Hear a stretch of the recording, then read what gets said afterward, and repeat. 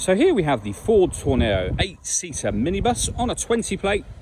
I'm going to start off by showing you around the outside of the car, and then we'll hop in and run through some controls on the inside. But from the outside, you can see that it's got 5 doors as well as alloy wheels. Let's start off inside the boot and then work our way around the rest of it from there. As we approach the back of it, you can see we have reversing sensors, loads of boot space as well, especially when you consider there are 8 seats there in total. Okay, so as we work our way back round to the front of the vehicle, you can see that I've opened one of these sliding doors there.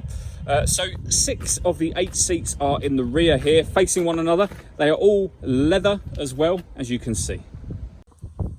Just briefly before we climb in, I think it's well worth seeing the interior from this exterior point of view. There's plenty to run through on the dashboard, so let's hop in and we'll do that now.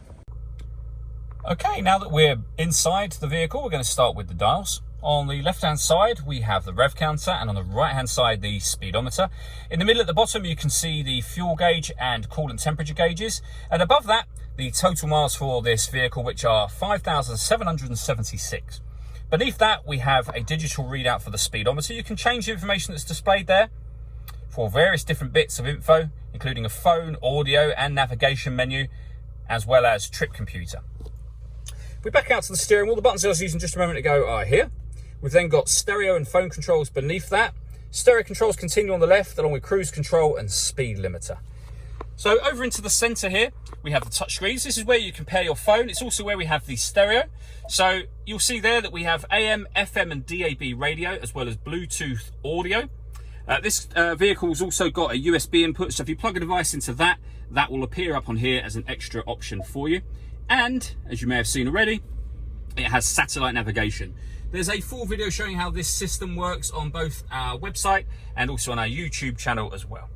Working our way down, we have the air conditioning. So you can adjust the fan speed and the temperature. You can determine where you like the air to be distributed. Air conditioning is on when this light shows, so off, back on again. You can circulate the air in the vehicle by having this button on. That's a great way of heating it up or cooling it down quickly depending on the temperature you've set here. We've also got heated driver's seat with 3 different heat settings, and then the same for the passenger just here. We have a heated rear screen and a proper heated front screen as well.